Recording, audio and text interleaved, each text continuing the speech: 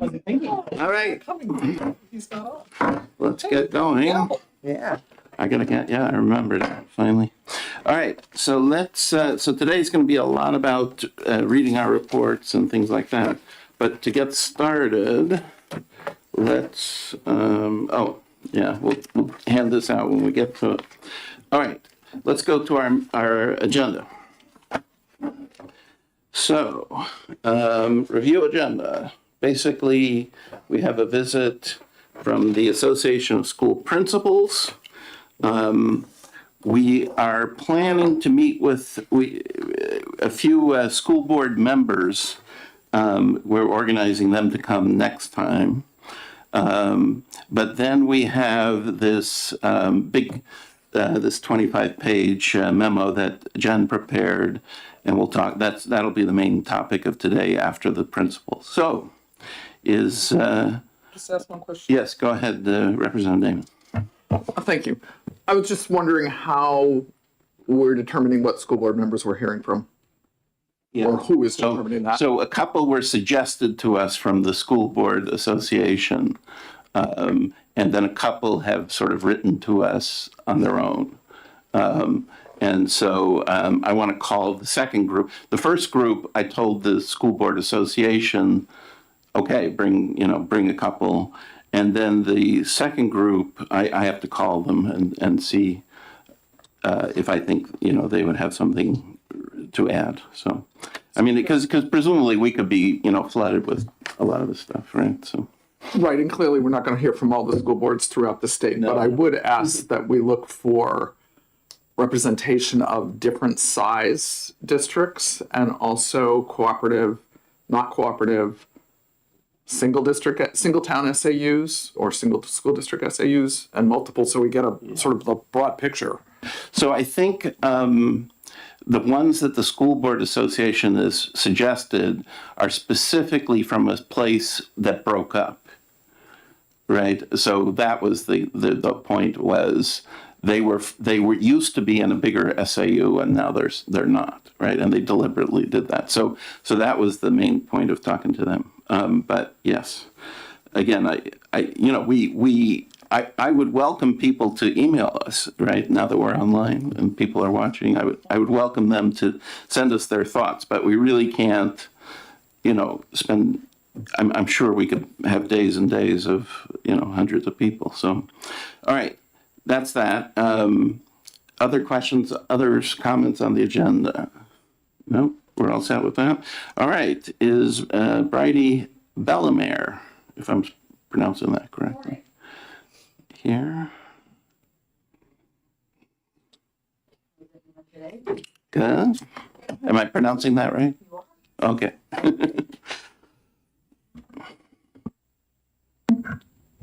Now? Perfect. Well, thank you for the opportunity to be here with you this morning. We appreciate the invitation. I am here with several school principals from across the state, and if they want to come up with you, that's fine.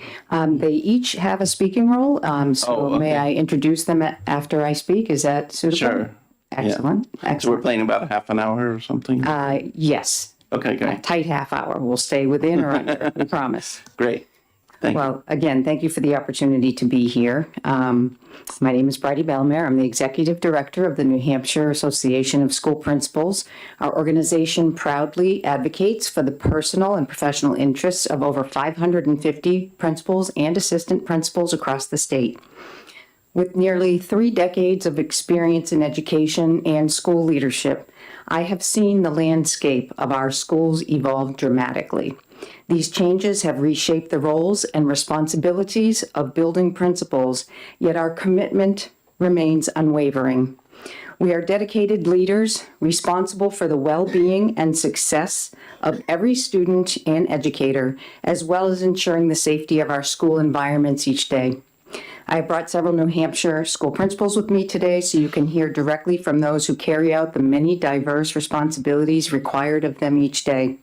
It is our hope that the input from these administrators will illustrate why the changes to governance must be approached carefully. We are providing these experiences and viewpoints to assist you in making informed decisions during the work of your committee. We share your commitment to ensuring that New Hampshire's education system is efficient and effective. However, we urge you to approach any proposal for mandatory statewide administrative consolidation with caution. Rapidly implementing a major restructuring, especially one that fundamentally alters local job roles, could introduce significant and unnecessary risks. Historical evidence shows that successful consolidations are achieved gradually and intentionally, and only when local communities have chosen to participate willingly. As you approach your November 1st report deadline, we offer committee information related to 4 key areas to protect the interests of our students and taxpayers. First, anticipated cost savings may need to be redirected to other areas. The primary promise of consolidation is to lower tax burdens. However, our research, combined with the experiences of neighboring states such as Maine and Vermont, demonstrates that this promise is often unmet. As districts merge, personnel costs often increase. To retain educational staff and prevent attrition, we may be compelled to align salaries and benefits with the highest existing packages within the newly formed district. These permanent salary increases could quickly outweigh any savings gained from reducing administrative positions. Additionally, practical expenses such as increased transportation costs for longer bus routes and the need for costly technology upgrades or new central facilities can erode savings.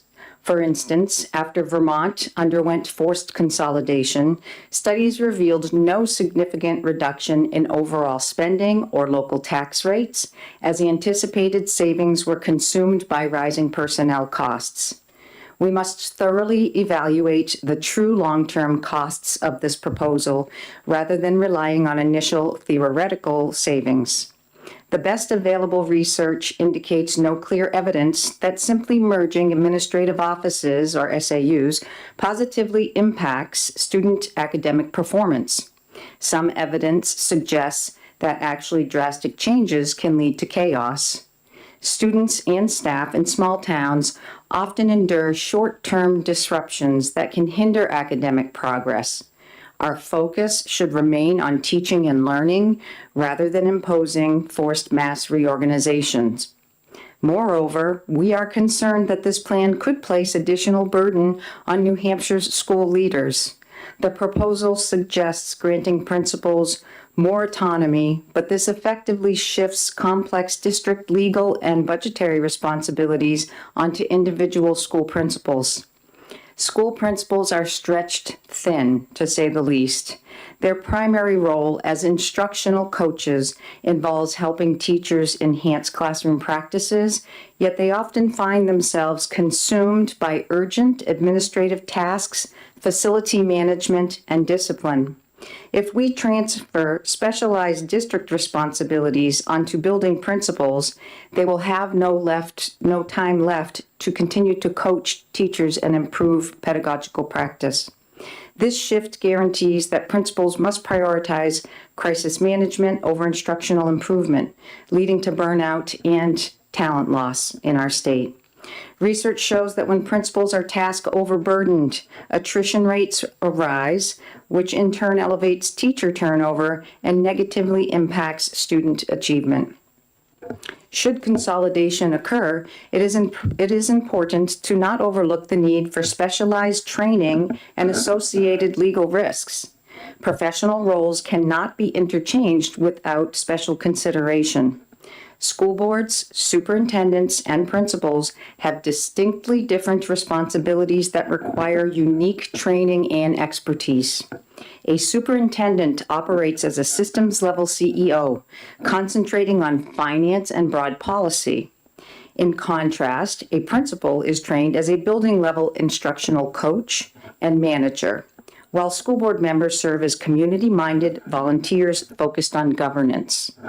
Additionally, principals depend on central SAU staff to manage legally mandated specialized tasks, Should consolidation occur, it will be crucial to ensure there is appropriate training to avoid any potential critical errors in the areas of special education, ensuring compliance with federal law, IDEA, to provide every service outlined in a student's legally binding individual education plan.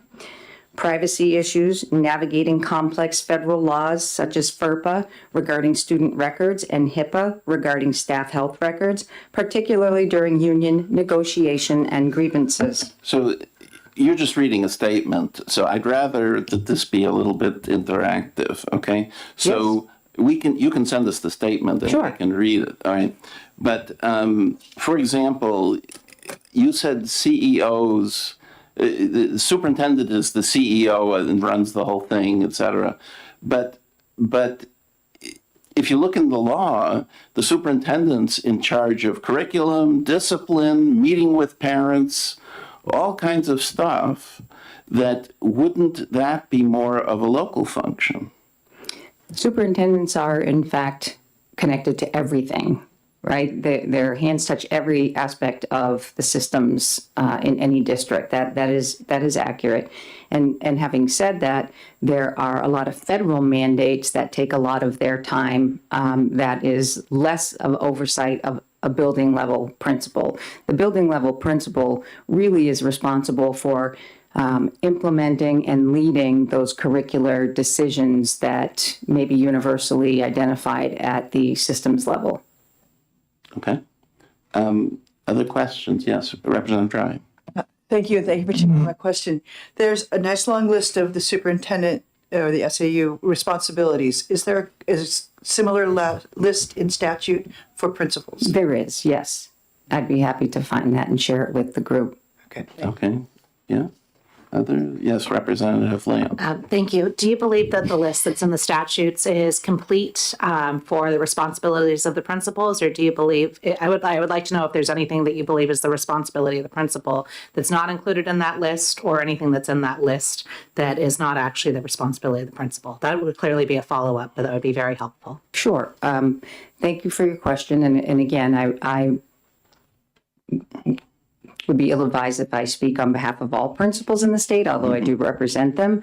What I can say is those rules were recently revised, and it's a framework, right? And so when you're in the role on any given day, that framework or that foundation for the expectations of how a school leader should function and what their responsibilities are is that it's a foundation. But as we know, the realities of any job can oftentimes pull you in many different directions. And so the roles of school leaders, they're caregivers, they oversee safety, they oversee curriculum, they oversee legal issues, they oversee special ed issues.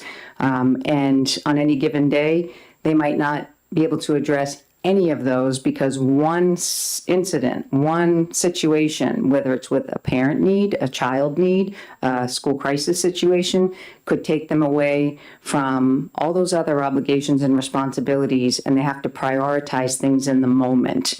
When a building principal walks into their school, they can have a set calendar and a schedule of everything they anticipate to complete that day, and it's out the window in 30 seconds because you cannot determine behavior outcomes or human expectation outcomes, right? That's the variable for school leaders. Okay. All right. I spoke to this weekend former State Senator Jim Rubens, and he was the author of the law that allows SAUs to break up, I think. He told me at the time they thought that schools would move into a principal plus business manager structure, right? So that effectively a lot of what the superintendent's office does would be done by a business manager, and the principal would be the main person for academics, right? So, but he said it didn't really work out that way, right? It just became that there were many more SAUs of little tiny size, right? So do you have any thoughts about that? This is something that, they did 25 years ago or whatever. Yeah. You know, it's each SAU, each district has very different needs based on what their community wants. And I'm not here to say that consolidation isn't perhaps appropriate for communities that choose it. You know, we're just asking that the committee take into consideration information about the potential fallout if these marriages, if you will, are forced. You know, school principal and school superintendent, business administrators, they all undergo very different education and very different types of certifications. So to just say that one can easily assume the roles of another, that's a slippery slope. Yeah. All right. Why don't we hear from your colleague? Perfect. Thank you so much. Appreciate that. I'd like to introduce Kathleen Murphy. She is the president of the organization and principal at Clark Wilkins School in Amherst. Thank you, Brady.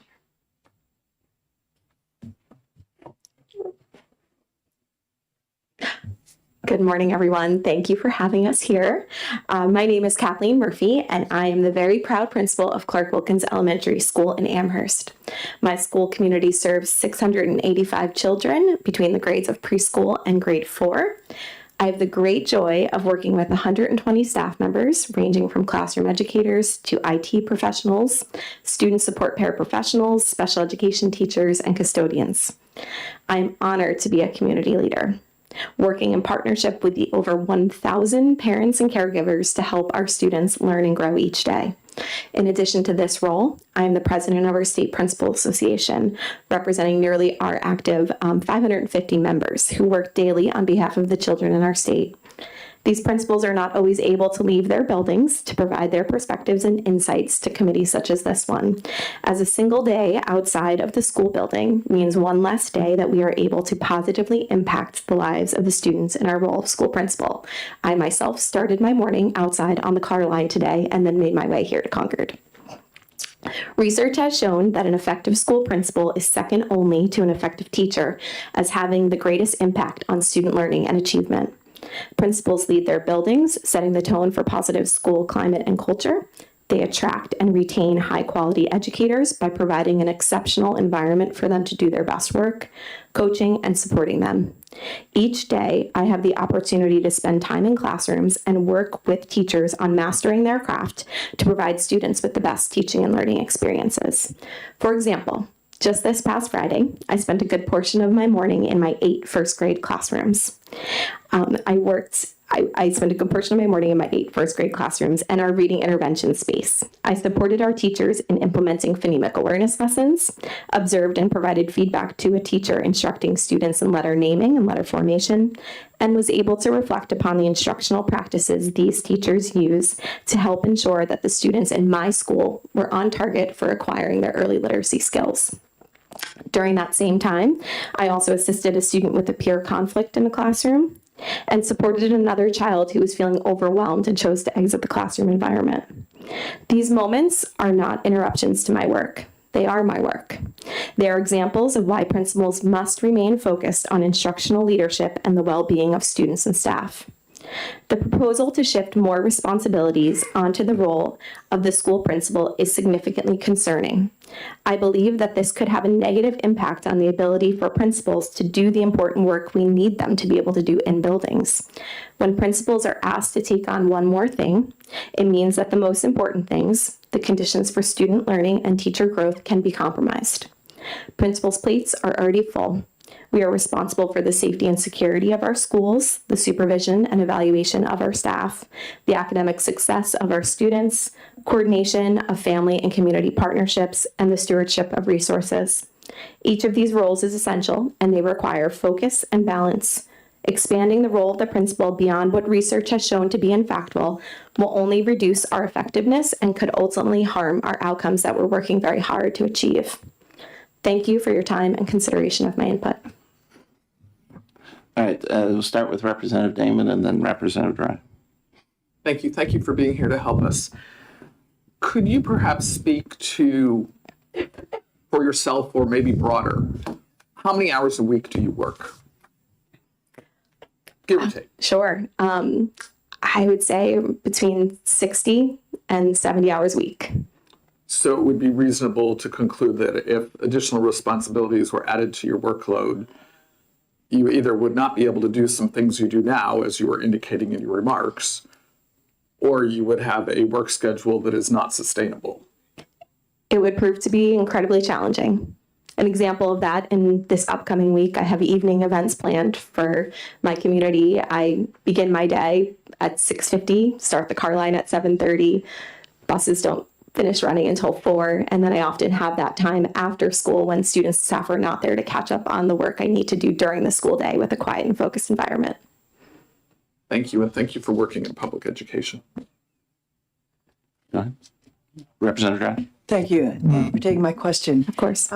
There's this long list again in the essay about the SAU's tasks.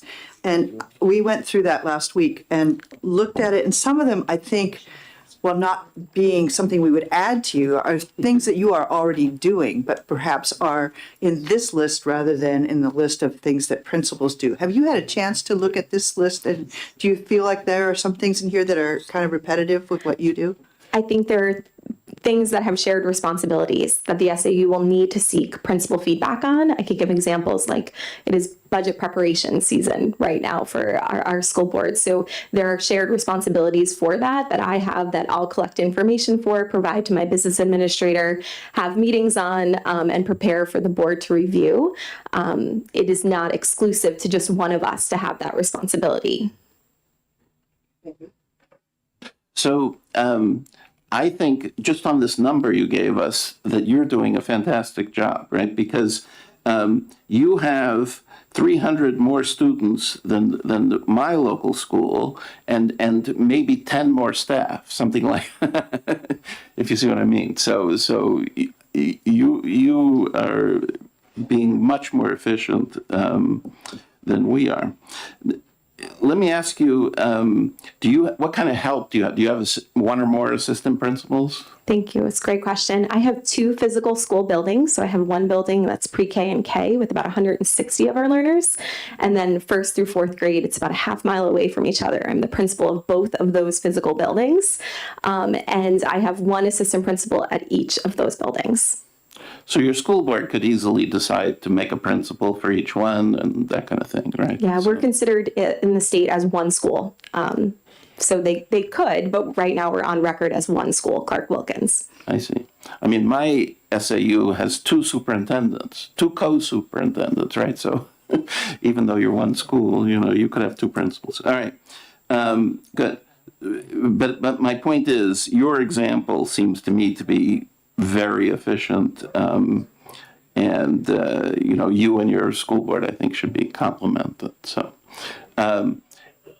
what we're thinking. Let me ask you this: when we read that the superintendent's responsibility includes meeting with the public, discipline, curriculum. Are those things really done by the superintendent or some things in the superintendent's office? Or are those more really done by you and your office? I think there are components that are the day-to-day responsibility of the principal, right? So responding to a student presenting in crisis in the classroom and maybe navigating a minor level discipline incident is going to fall on my, responsibilities plate. Now, should something become more significant in the community or with a student or family, that is when I would lean to my superintendent for additional support. Perhaps if I needed to better understand the policy set forth by the local school board or engage in a conversation with legal support and access as well. That would not be something I do on my own as a principal in my current role. Wouldn't you just talk to the school board directly? So I use my superintendent as the support for me as a principal to be able to get that help. Gotcha. Representative Johnny. Thank you. Do you hire the staff in your schools? So I'm responsible for a good portion of the recruiting and retention of staff. We have an HR department that helps with the other side of hiring. So things like, providing contracts and working staff through benefits and those pieces. But as far as, conducting the interviews, which involve demonstration lessons and multiple rounds of interviews, that's my responsibility. How about evaluating staff? Do you do that also? Yes. Okay, thank you. Yes. Representative Berkey. Thank you for taking my question. So, I am a school board member. I don't know that I would feel comfortable speaking with each one of my principals about something that's happening in their building without going through the superintendent. How many, do you know if anybody on your school board has any training in curriculum, in business, in school board business? And I know as a school business administrator that the way that type of bookkeeping works is totally different. School bookkeeping is totally different than, and function codes and all that stuff, totally different. It's tough for me to figure out, and I taught math for 35 years. So, do you know if anybody on your school board would have any of those sorts of trainings? I can't speak to the professional backgrounds of each of the school board members. They're certainly volunteer community members who are working very hard on behalf of the kids in our community, but I can't speak to their backgrounds. Thank you. I believe that's as it should be. Thanks. Okay. Representative Dry. Thank you. I just want to follow up now that I've digested this for a Sure. second. If you recruit and evaluate staff, does the SAU recruit and evaluate staff also? Yes, so their responsibility is often the leadership position. So recruiting school principals would be something that the SAU team would be primarily responsible for, but they're also going to help, especially in larger school districts. I'm speaking to my experience, which is, only that of Amherst right now in this role, but in a larger district where it could be more challenging to recruit and retain educators, there could be a larger team involved in that as well. I'm just asking just because it's in the list of the superintendent services, and all it says is recruitment, supervision, and evaluation of staff. And to me, that means that's just an SAU responsibility because it's in the SAU list. I'm just wondering if it shows up in the list of principals' obligations as well. It is. It is a requirement of a school principal to, coach, evaluate, and support teachers. Okay. Do you think this should be maybe more divided by which staff you're looking at? Because we're looking at this, it just says staff, and I would assume all staff. I think it would depend upon the structure of the SAU. So the superintendent may, evaluate all of the staff working in the central office, which could include, directors of curriculum or, bookkeepers, payroll, HR, those roles in addition to teachers. Thank you. So your role is mainly with the teachers, yes? yes. And other educators, right? I mean, presumably some special ed and some of that kind of thing, yes? Or Yes. no? Right. But not necessarily HR, maintenance, cafeteria, transportation, those kind of things. I have some responsibilities for that at the building level, but there are staff that work across multiple buildings or across a district that would not be my sole responsibility. And they'd be hired by the superintendent and so on. Okay, great. Thank you. Okay. I have next. some others who want to come up. Yeah, sure. Yeah, happy to introduce Mr. Adam Osborne. He's the principal of Bow Memorial School. Hi. Welcome.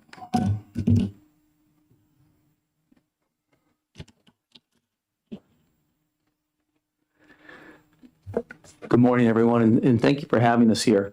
My name is Adam Osborne, and I've been the principal of Bow Memorial School for about 14 years, and we serve kids in grades 5 through 8. And my role today as part of our team is really just to talk a little bit about the daily life of a principal. So that's where I'm going to focus my comments. And that way you can kind of imagine how it might impact us as we go through a consolidation process. To begin with, I love my job. It's a great job. It's an honor to be able to work with kids and families and teachers. It's a position that thrives on direct connection with our stakeholders, and I enjoy that. Each day is different, but they all go quickly. And we are leaders that solve daily challenges at schools, putting schools and staff in positions to basically grow and thrive. We try to create the conditions for that. We're leaders that establish school level direction. So we're trying to organize our schools specific within a larger district on alignment and where they should be moving. Today, I want to focus my work description around 3 basic themes. First is the theme of developing people and systems within a school. And the second theme would be doing whatever it takes to make sure that school can move forward in that, direction we've arrived at. And then finally, our work as community builders, because that's a big part of what we do as well. I'm lucky enough to work in a role where my primary job is to help develop people. I guess no one's ever truly just developing a person, but to be part of that process, which is awesome. You want to see whether it's students or staff realize their potential and to make a maximum positive difference in the world. And I appreciate and enjoy that. It's exciting work. It's optimistic work. I'm no longer in the classroom as an educator. I started there. So now my impact is kind of felt through the systems I can develop at the school level to help things move in a more efficient manner or a more supportive manner for students. It's also work where I think connection matters. So another important piece of our job is the connections we make with our staff and our kids. It's important that kids know they're cared for and cared about in the school community you're creating. In the end, we want to create a safe and purposeful place for kids to learn and grow. The second theme I want to hit on is that of kind of the whatever it takes theme is what I sort of call it. But it's that theme where no 2 days are alike. And as you asked your question earlier, I really liked your question and appreciated it. But there's this line I was told by the first principal I ever worked for when I became an assistant principal, and that was, "And duties as otherwise assigned." But I think it's an important line to always keep sight of, because it doesn't matter whether it's chaperoning a dance or officiating a basketball game. I remember during COVID when we didn't have officials, well, if the game's going to get canceled, I'll officiate it. And we did. And the parents were awesome. Nobody was booing the ref, which was great because I'm no professional. So that kind of sums up the day of a principal. I think Kathleen's right. Our biggest and most important role is that of the instructional coach. But you can't overlook the many incidentals, whether it's checking people out in the cafeteria line or being that hallway monitor or directing traffic. All principals do a variety of hats. The most important work certainly is organizing those systems and creating an aligned structure for your school to fit within a larger SAU. The final piece I want to hit on is that of community building. It's actually probably the part of my job that gives me the most joy. I love working with the families. I love working with the school boards. I love working with the kids and the staff and the SAU administration. And it's interesting. Lanes can sometimes blur, as you've asked some questions about today. There's no doubt about that. But within my lane, even though sometimes it gets a little blurry, I find the work to be very, very rewarding. And I think schools are at the heart of our communities. And there's no doubt that I love that role of community builder. And the one story I would share with you around that theme is each year for the last 14 years at our back to school open house, I always start with the same theme. And we run 2 open houses a year because there's too many parents coming to fit in our parking lot in one night. So you have the 5th, 6th, and the 7th, 8th grade night. But it's always the same because it's such an important message. We want to be your community school. We want you to feel comfortable coming into the school and asking questions. It is so important that you feel comfortable doing that, because if we can nip the small problems in the bud before they become larger problems, then we're going to share a real positive impact on your child together, because we want it to be the most impactful and positive place it can be during his or her time here. So I'm getting close to my conclusion here, but I do feel really fortunate to work in SAU 67. The days are quick. It's a wonderful place to work. We have an incredibly supportive 3 school boards, because we have Bo, Dumbarton, and our SAU board. They're all wonderful.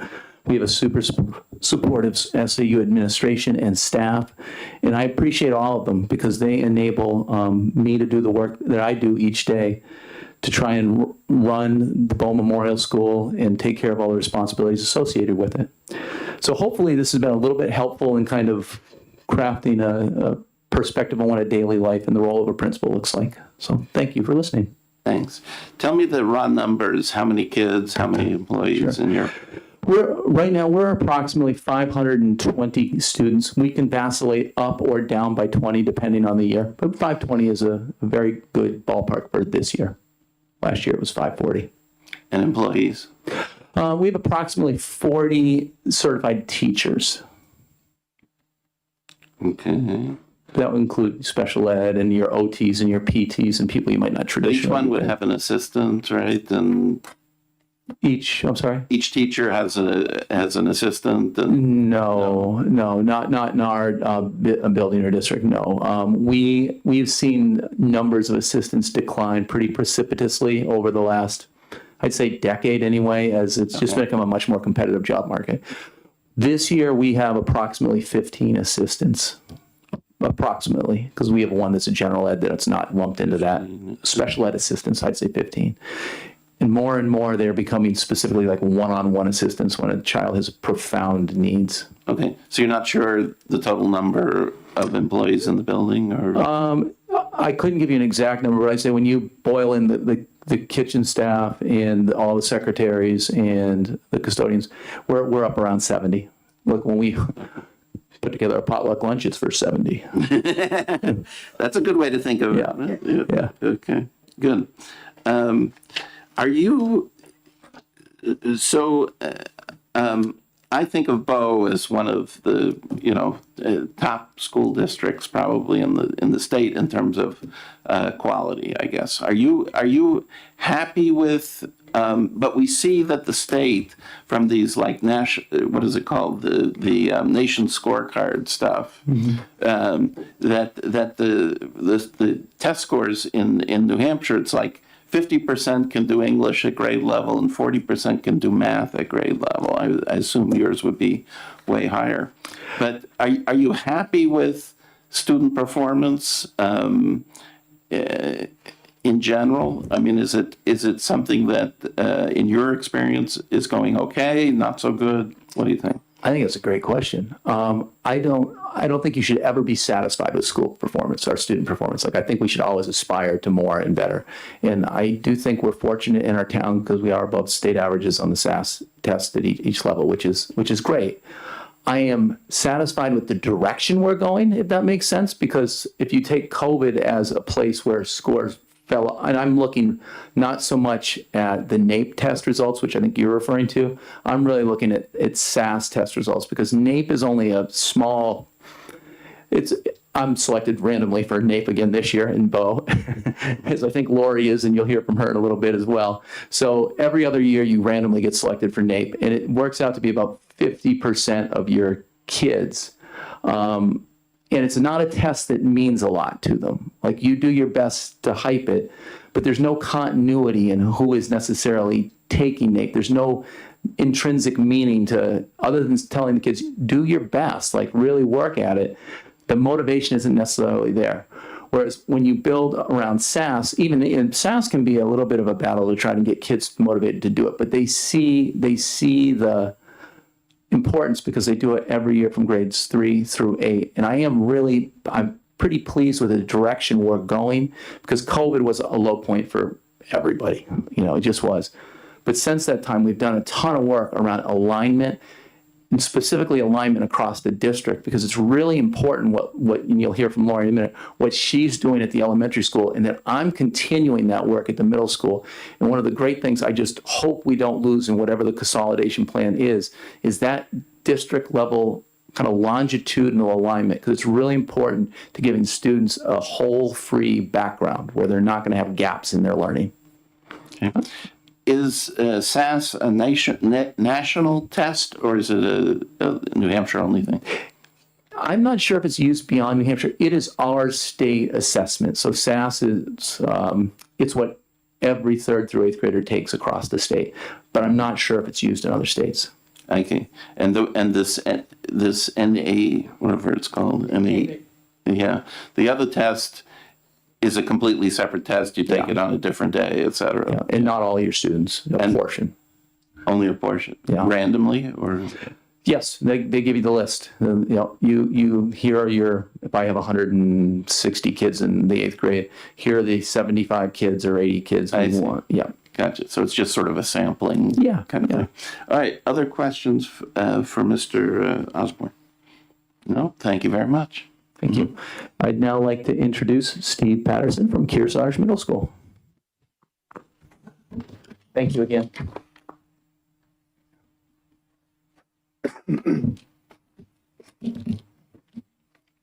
Good morning, Chairman McGuire and members of the committee. As Adam said, my name is Steve Patterson. I'm the principal at Kearsarge Regional Middle School. However, today I'm here in my capacity as an administrator of more than 20 years, as a school administrator, and as a member of the board for the New Hampshire School Principals Association. Over the past 2 decades, and especially in the last 10 years here in New Hampshire, the role of the principal has changed dramatically. But I think it's important to note that the priorities of all of our principals have really remained clear. And as you heard from my colleagues, keeping students safe, meeting individual student needs, building strong relationships with families and communities, and supporting teachers in providing high quality instruction and learning environments. All of these, research has shown, are essential to improving student learning outcomes, which you've said is a priority for you. However, in that last 10 years, the growing number of mandates and regulations, often changing with little notice, consume more and more of our time. New or reinterpreted laws at the state and federal levels require principals to adjust quickly, ensuring compliance while we minimize risk to our school districts. To stay current, my colleagues and I all attend law conferences, we consult with SAU administrators, and we sometimes seek legal counsel for clarification. These are all important responsibilities, but every hour we spend managing compliance is an hour taken away from students, teachers, and learning. Principals are the voices and the faces of our schools. As you heard from my colleagues, one of the big things we do is we build trust with our families, we celebrate our students' successes, and we navigate conflict when it arises. Some of our most meaningful conversations happen in times of conflict. We're fortunate as principals to be able to take the time to listen and share perspectives, to find common ground, which is usually centered around what's in the best interest of the child. And that work is not a luxury. It's essential to what we do every day. That trust is paramount in our role. Equally essential is listening to our students. When we know their stories, their challenges, their needs, we build trust with them. And when students trust us, they feel safe, and safe students are able to learn. That human connection is the foundation of everything we do as building principals. Anything that shifts more responsibilities, more administrative responsibilities onto the principal's shoulders will be time away from establishing those relationships with students and families. I have a unique perspective in Kearsarge. We are one of the largest school districts in the state geographically. My particular school, by the way, I know you'll want to know this later, we're about 425 students. I've got about 40 certified staff, although some of them are shared between buildings. And I have, depending on the day, another 20 to 25 support staff in varying roles across the building. But our district covers... Grades? Oh, I'm sorry, 6th through 8th. Thank you. Our district covers about 420 square miles. We're one of the largest built districts that geographically in the state. We have 7 towns in our district. Building a unified school culture, bringing in 7 towns from 4 different elementary schools is really challenging. But we've been successful at that for decades. Our school district celebrated its 50th year in existence in my first year, so we're getting close to 60 now. And we've done that through community involvement and building those shared traditions. People take pride in their schools all across the state. And in Kearsarge, I'm particularly proud of the support that we get from our community. And that's done through the relationships and the time we spend with our community, our families, and our students. And the research is clear that students who feel connected to their school perform better and have better long-term outcomes. Our district structure was chosen by the voters more than 50 years ago, and it's been reaffirmed many times since. That's local control. The community's deciding where they want to and how best to educate their children. And I think that's an essential part of the school bringing those communities together. When the community has an issue with something that happens in the school, they will sometimes go to the school board, but more often than not, they contact us directly already as the building principal. our role is to establish those relationships and provide that information directly to the community. And as you heard Adam say, and I think is part of the job that we all love, is that no 2 days are the same as a building principal. You know, Kathleen talked about being in the car line this morning. I was doing morning door duty because we had a student absent and we had to open the front doors. Some days I'm serving lunch in the cafeteria, other days I'm supervising or I'm covering classes. And all those are important because it puts us out with the students. The best part, I get more work done at lunch, talking to kids, sitting down, getting to know them, hearing how they feel about our school, what their needs are, than I do anytime I'm in my office and behind my desk. And again, it builds that trust with students. They know that we're human and we're part of their community. I'm also fortunate to live in Sutton, one of the towns in the Kearsarge Regional School District. So I'm seeing when I go to the market basket, it's like parent-teacher conference night. It's great. It's wonderful. That trust, anything that removes us from the students and from interacting directly with the parents on a day-to-day basis, in my opinion, will be a detriment to students in the long haul.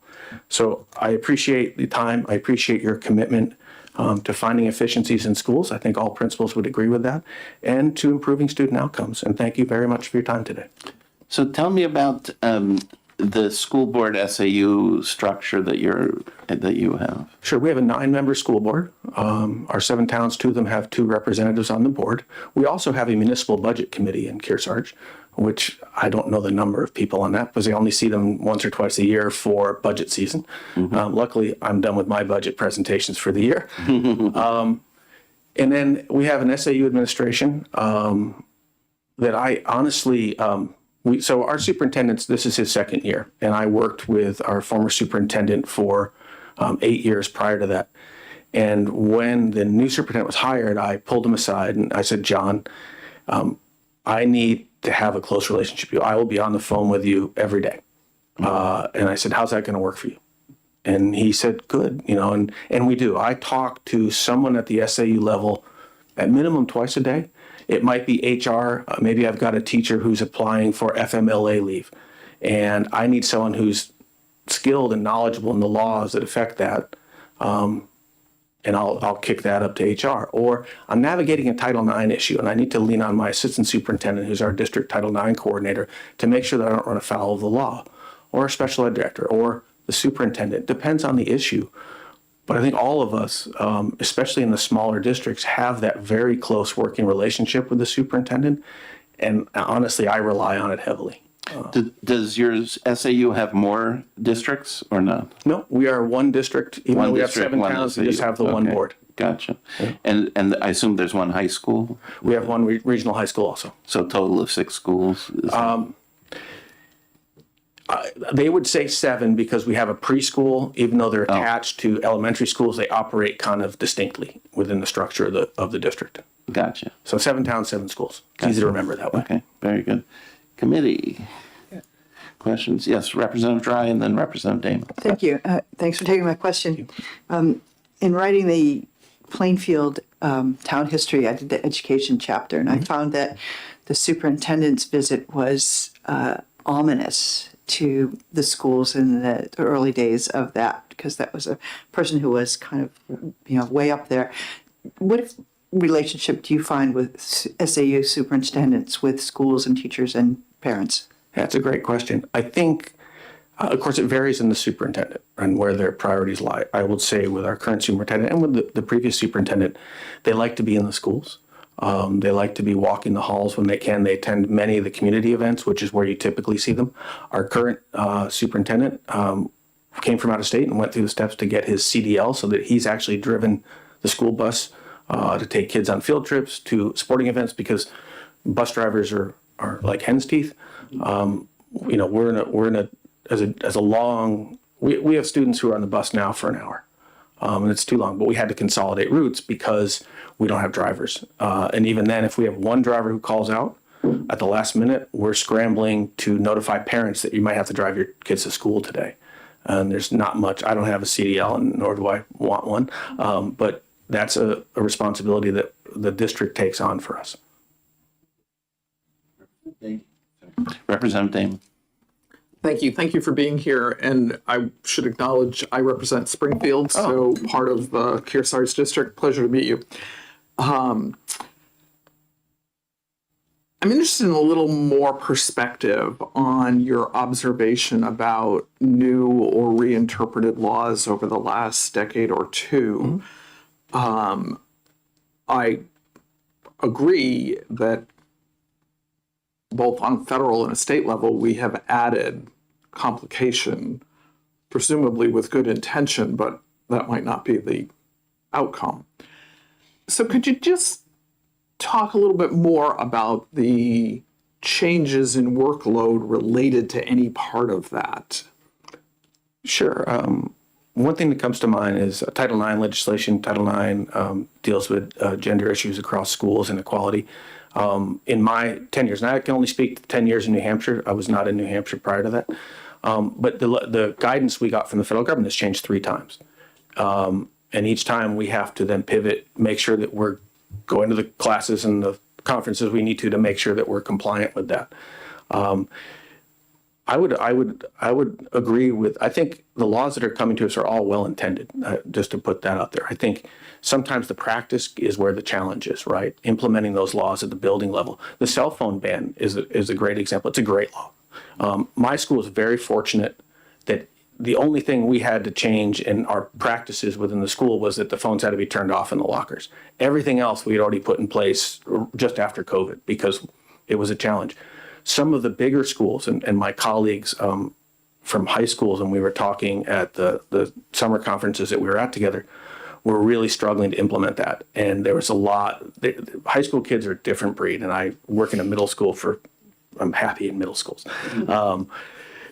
But it was a much bigger challenge, especially on some of the campuses that had multiple buildings, and it's eaten up a lot of their time trying to teach the community, get their support, work with the kids to comply with it, and then attending to the discipline that inevitably comes out of it. Well-intentioned, it came out, we knew it was coming for a while, but the implementation, the final language was left to the principals then to interpret and implement in their buildings, which just takes time to do. I can, if you have any specifics, I'm happy to answer them. But I think that one of the challenges is we want to stay abreast of it because we want to follow the laws and the policies. That's our job. The school board, the state sets the laws, the federal government sets the laws, the school board sets policies aligned to those, and our job is to implement them to the best of our ability. So we spend a lot of time staying educated and also asking questions. Again, calling up to the SAU and saying, am I reading this right? Because as well written as a law might be, there's still a lot of gray area in interpreting that and how that looks in my particular circumstance. Yeah, go ahead. This is actually responding to something that you said. Not everyone on this committee, I think, I don't want to speak for other people, but varying levels of background in public education and public school operation. So your note or your comment about trainings in the summer, could you speak about the reality that school administrators work year round? I have a year-round contract. So I'm fortunate that many of our elementary school principals would have 11-month contracts, just like teachers do. We attend a lot of our professional development when we're not taking time away from kids. So in my own, I go to the state principals conference. This summer, I went to Washington, D.C. for a national conference on universal design for learning, which is a way to, it actually stems from architecture where we're making learning accessible to everyone in the beginning, in the planning stages, very purposefully. It was a wonderful conference. And then I attended a law conference that I go to every other year, depending on the developments. And then I also take some online courses in the summer just to stay abreast of current things within education. Thank you. Representative Land. Thank you. And thank you. It sounds like a lot of what you're able to do is focus on what's happening in the school with the relationships with the students, with the teachers, with your staff, and then with the community. I guess I'd like to understand how much of this other management that other principals seem to do you are doing, and how much of that you're able to work with your SAU for them to take that extra administrative load off of your plate so that you can focus on success in your school, given the success that we've seen. I think while those are my priorities, the reality sometimes, and my staff would probably tell you I'm not as visible as they would like. that I'm not out as much as I need to be because I get pulled for a lot of those other administrative responsibilities. I'm able to shift a lot of that to our SAU and say, you know, when it comes to grant writing, I know very little about grant writing. And if you mess up on a federal grant, the amount of money that the impact to your district is huge. So I lean on our business administrator and our assistant superintendent for things like that. For major discipline issues or some of the more serious special ed issues that we come to, I would kick that up. I would jokingly say up the hill because our SAU is in New London at the top of the hill. So we would kick that up the hill to our director of student services and the superintendents to support in that, because at the end of the day, I have a lot of training. But I want that other layer, that knowledge where they're solely focused on those things. And I think that it provides assurance for our district. And we're protecting both the students and the taxpayers at the same time that way. So you would say that having a large enough SAU that you can have specialized people at the administrative office to focus on each of these different areas is a benefit to you as a principal and to the community. I think for me, it's having the close connection with those people. That's the benefit. I have all of their cell phone numbers and their direct lines, and I'm able to call them whenever I need. Thank you. With that connection, do you think that if somebody was tasked with 3 of those different roles, that personal connection would overcome the efficiency of having somebody focused on each of these issues, such as Title IX, IDEA? I can't really speak to that because I've been in Kearsarge for 10 years. I've not worked in a situation where they've had multiple hats that way. Thank you. So you said business administrator. Is that somebody just at your school only, or is that as That's a district level. a district? Okay. I'm intrigued by the fact that you said you've only lived in the state 10 years. So tell us about where did you come from, and assuming you were in education, what was this? How were the structures differently? Yeah, I started off as an elementary school teacher in Colorado, became an assistant principal and a principal, and I actually was an international school head for 6 years. And then I returned, or principal and school head, and I returned to the States and chose to live in New Hampshire. I went to UNH. My family roots go back to the 1700s in Newport. And this was where I wanted to raise my family. Yeah. The John L. Kane Golf Course was my great uncle. So we go, yeah. So we go back a long time, and this was where I wanted to raise my kids. Colorado wasn't, and so I chose New Hampshire, and I was fortunate enough to come to Kearsarge, where 2 of my daughters have graduated. My son is actually in my building. Right. So my question was, sorry. Tell us about Colorado then, or tell us about Honestly, your other school. It seems like a lifetime ago. Okay.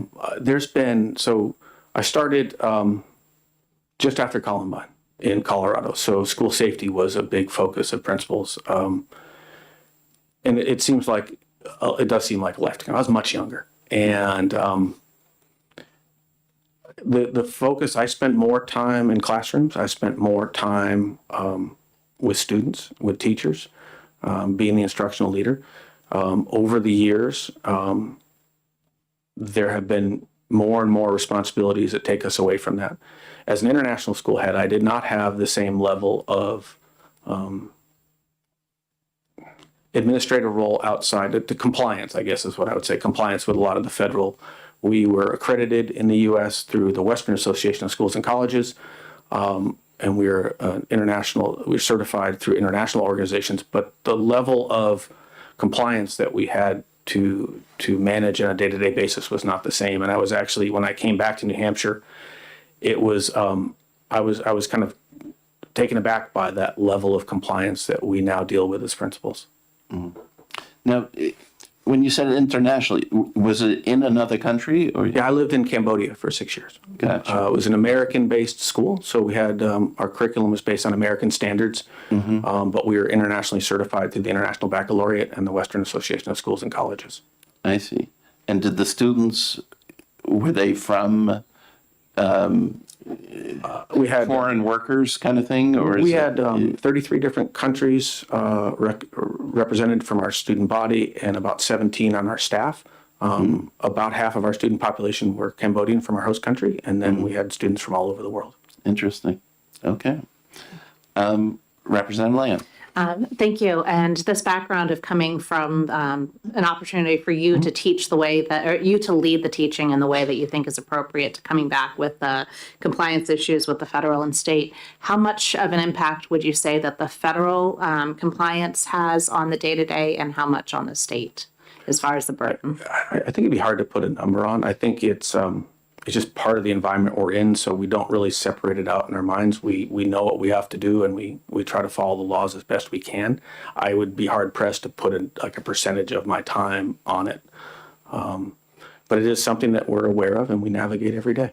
Okay, thank you. I was hoping that with your reimmersion, that you'd have a better ballpark figure for guess for us.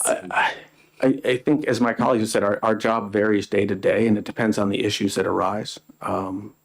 And times of year. There's different times of year, as we said, some of us are done with budget season, fortunately, and some are in the thick of it. It just depends on the time of year and the day-to-day needs of the students and staff. All right, one more. Representative. I'm happy to introduce Lori Kruger. Lori is. All right. Oh, I'm sorry. Yeah. Oh, I thought you said All one right. more. No, Oh, no, no. I'm sorry. We'll go on. Yeah, All right. we're running late. So yes, introduce the next. Lori Kruger, my colleague from Bow Elementary School. We're back to Bo here. Thank you. We are back to Bo, but I will share that I'm also here as someone who in my administrative career, I've spent 20 years of it as a principal and 10 years of it as a special ed director. So I have also been an SAU employee, and I've worked in some great unique places. I've worked in Newfound and Winnisquam, which are regional school districts. I've worked in Laconia, and I'm now in Bow. And Adam and I did start teaching together in Henniker. It's a small state, isn't it? Welcome. All right. So I appreciate this opportunity to speak with you today. When we think about school districts, we often picture the schools themselves, the classrooms, the teachers, and the principals, but there is a less visible but yet absolutely vital support system from an SAU level. Our district offices are not just administrative centers, they are crucial hubs for connection and expertise. They're the ones who reach out and to maintain relationships with legal counsel to navigate the ever-changing and complex landscape of education law. They're the ones who build partnerships with a wide array of educational vendors to ensure our teachers and students have the best possible resources at their disposal. And the relationship with city and town and elected officials is a collaboration for the budget process that supports the entire community. Leaving these roles to building-based principals would be a loss to the educational leadership support for students, teachers, and families. Perhaps most critically, they are a central point of contact for the intricate network of support for our students with special needs. This includes forging and maintaining relationships with the private specialized schools and contracted services that students benefit and need per IDA. These are not just line items on a budget, they are lifelines to our most vulnerable students and their families, and to consolidate districts and place the weight of this complex web of relationships solely on the shoulders of individual principals would be to risk serving those vital connections, leaving our schools and our students isolated and potentially unsupported. In recent years, we have seen a heartening and a growing trend across our communities. Parents and residents are more engaged than ever in the local schools. I've noticed that at school district meetings being well attended. They're attending district meetings in large numbers, and they're actively participating in school board elections, and they're making their voices heard. This increased engagement is not an accident. It is the direct result of a system that is, at its best, accessible and responsive. Our community members know who is running their schools, and they connect a name to a face, and they feel they have a direct line to the decision makers who are shaping their children's futures. Consolidation by its very nature creates larger and more distant and more bureaucratic systems, and the risk eroding that sense of connection and trust that is so essential for a thriving education community. When parents feel their voices are lost in the system, we risk losing the very engagement that we foster to build. I'm not here today to argue that our current system is perfect, but I am here to say that in our pursuit of efficiency, we must be careful to not sacrifice the essential human connections that are the bedrock of the quality education. I urge us to pause the exploration of a school district consolidation and let us instead take the time to conduct a thorough and comprehensive study of the potential impacts, both seen and unseen, talking to parents, teachers, principals, superintendents, and community members. Thank you so much for your time today. All right, so tell us the raw numbers. My not raw numbers, I have 532 students. We are roughly always about that. We are K through 4, and I have 80 staff. Like Adam, I always choose the number we use for when we're feeding people. That's a good way to do it. It really is. You don't want to run out short. Okay, and what about your SAU? Is it just, well, first of all, the school district is Bowen Dunbarton? It's Bowen Dunbarton, so as Adam said, it's 2 separate school boards and then the SAU board. So Dunbarton K through 6 has a school board, and then Bow has the school K through 12. And the SAU is just that? Is those 2 combined boards. They meet in their entirety, so 5 and 5, they're a group of 10. Right, but it doesn't have, I don't know, Hopkinton or something else? No. Okay. No. Great. Other questions from the, good. Representative Lamb. Thank you. I would ask you to put back on your special education director Sure. hat and to look at the realities of getting these services in your school. Do you see times where there's people who would be able to provide more of these services to more students if they were able to cross over these arbitrary SAU lines in order to make better use of the special education resources we have? So when I was a special ed director, and as you could tell, I was in the Lakes region for a long time, we did cross those lines. So for instance, a service that not a lot of people need would be for the service of visually impaired. And so I had known someone that I could reach out to another district and I could purchase that service for the time I needed it. So because those people also, so for instance, as a special ed director, we were a pretty connected group. And we would meet monthly as a Lakes region. Most of the regions did. And that's really how we shared our resources, particularly those resources that are not full-time in a district. A special ed teacher would be full-time. Speech and language pathologists are full-time. But sometimes more of those related services or the contracted services, the complexity of needs of students that have come in to support the different disabilities has increased dramatically over the years. So I started as a principal in Newfound. I was of Danbury and New Hampton. They were 14 miles apart, and it was 200 kids. And I was really young and didn't know better, so it was great. But to go back and forth, I could run my schools, but even back then we shared our resources across those schools. And sometimes I had to go out to the SAU to ask for where that support was. I've always been blessed to work in a place where the administrative team got along and supported each other. But those, and I see your point. I can honestly say that every job that I once shared and drove between is now held by one person. So somewhat interesting, but that was also in response to the community. So a lot of times when I see these small schools, districts that have come up, that's what the community wanted. Thank you. I guess as a follow-up, if the community wants to do that and have somebody whose time isn't filled, you know what? I'm not going to ask it because it might have been seen as argumentative. Pay for it or not, but I'm going to stop that question. Oh, okay. Yeah. Thank you very much. Thanks. Okay. I think we're done with school principals, yes? Okay. Thank you very much for coming. We really appreciate it. Yeah, absolutely. Yeah, you can stay if you want, or maybe you have to go back into work, right? So, okay. So next on our agenda, what I want to do is, and I have some copies of this for if there's anybody out there in the public, why don't we put those on the corner somewhere? Do we have those? Yeah, Mr. Christine. Yeah, this is inside this packet. Oh, okay. Okay, so maybe these guys might like, you want one of these? We're going to talk about page 9. I think it's page 9. Yes, page 9.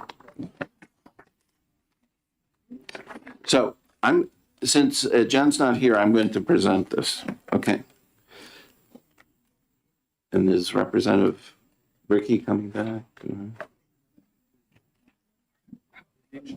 Oh, there she is. Okay, good. Okay.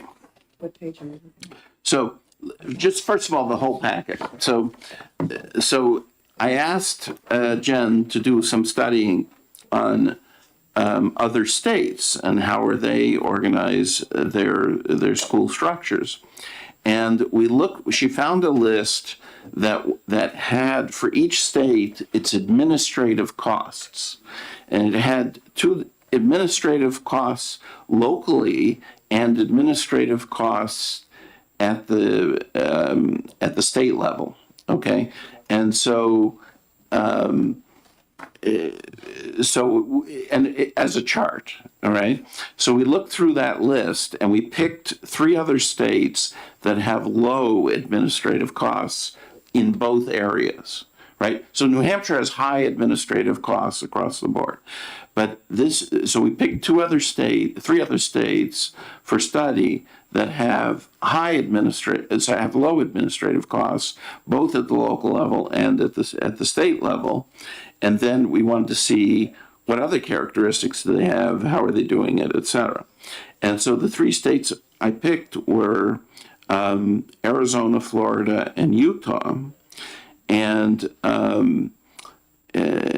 I've asked her to do also for next time to add, and the kind of conclusion, there's a lot of detail in here because there's the source reports from national organizations and et cetera, but page 9 has kind of the summary chart, and that's what I handed out to these guys. Okay. And I've asked her to expand this chart to add the other northern New England states. But anyways, let's look at this just and kind of go through.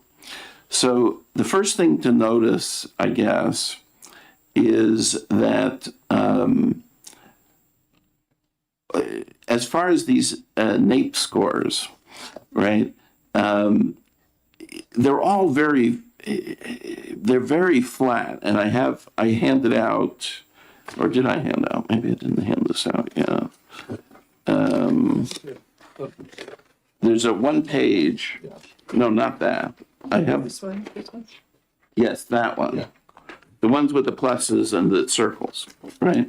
So notice that basically these NAEP scores, they're extremely flat and they're extremely similar, right? All across, maybe there's a tiny fraction of difference from one state to another, from one state to the national average, all this sort of stuff.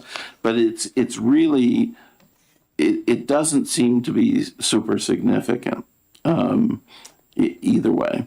Okay. Next, let's just start with Arizona. So they have 1 million students, okay, which is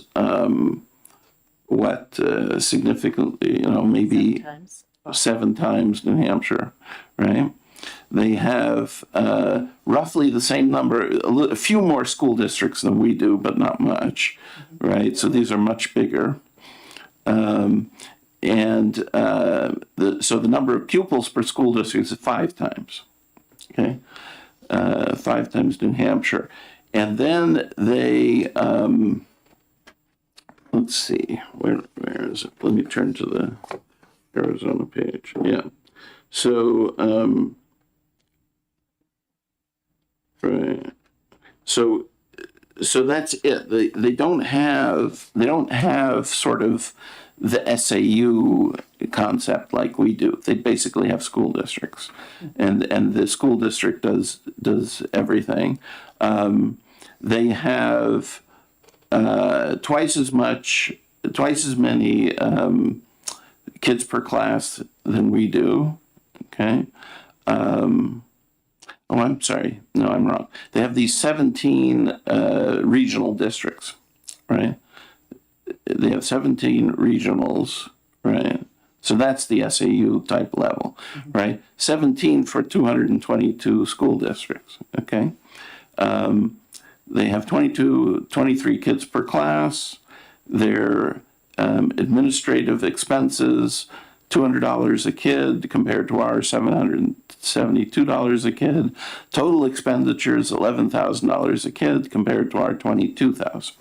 So, and score-wise, a little lower than us, right? But, the point is, it is what it is. The point is, everything's much bigger. Okay. Let's go to Florida, even bigger, right? So Florida, 2.9 million students, only 67 school districts, right? So huge school districts. I think each one is a county, is if I'm right, yeah. And so averaging 42,000 students per county, per school district. Everybody's elected, right? So the head of the school district and so on. There isn't an SAU level, but I think that there is an elected superintendent, if I remember right, for Florida. The number of kids per class, 18, so it's not as low as us, but it's lower than Arizona. Even lower administrative expenses, again, because these districts are so large, and total spending per pupil close to $13,000. And scores. Okay. Utah. So Utah is smaller. So Utah is only about, what is this, 4 times us, our size? No. Yes, about 4 times our size. But they have 1/4 the number of school districts as we have. So each school district is 16 times bigger than ours. Okay? They do have a regional assistant sort of thing, but there's very few of them, only 5 of them.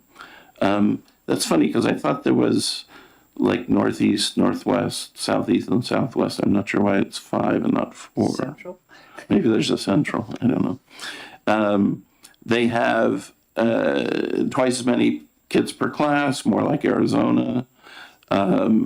Very low administrative expenses, right? A fraction of ours, and very low total expenses, less than half of ours, and scores better than us in math and worse in reading. Okay? All right. And then the United States as a whole, pupils per district is three, close to 4 times ours, right?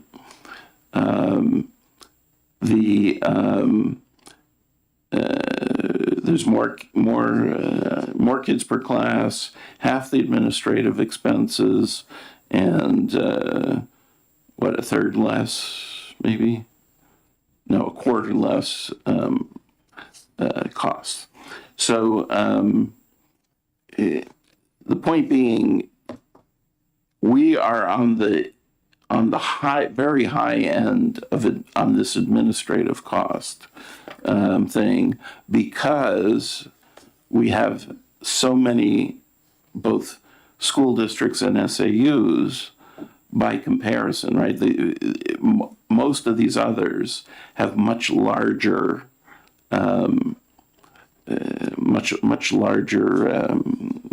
school districts and much larger SAU type things.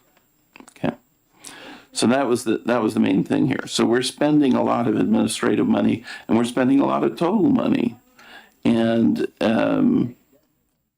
we're getting. I don't know what we're getting for it, because again, test scores seem to be relatively equal from place to place. Okay. Yeah, Representative Lane. Thank you. I would say that looking at the test scores, comparing us with Utah is a closer just look at the general population and some of the demographic issues, because both Arizona and Florida don't look exactly like New Hampshire, and that if you look at the test scores is one of those areas where some people who are newer to the country don't perform as well on the tests. I know my mother had to teach some students who came from communities that literally did not have a written language, and some of those students are in Arizona as well. Sure. Yeah, I mean, obviously the population's a little different. All right, we'll start with Representative Brickey and then Representative Dry. So I just have a couple of observations about this data. I believe that in the NAEPS scores that 10-point difference is statistically significant. I think that we would have to look at how that works. Also, the other thing is when this data was first presented to us, and I was wondering what the actual amount of state funding in each of these states is, given that New Hampshire is 50th in the nation for state funding to school districts. And do all of these have, how many of these have sales tax and how many do not? Just some observations that I had. Okay. I mean, when a school makes a budget, I don't know that somehow a state dollar in their budget than a local dollar in their budget somehow spends differently. But I don't believe it spends differently, but I believe that asking the people in our, the taxpayers in our districts certainly has what we budget for makes a difference to how much we can ask from our taxpayers, how much more we can ask from our taxpayers. okay, Representative Dry and then Leah. Thank you. I just wondered what the outside obligations, like federal regulations, are they equal on all these states? Federal things, yeah. As far as we know, yes. Okay. Yeah. So then the difference in administration might just be state. So are the Requirements? state regulations comparable? Well, Yeah. Probably not.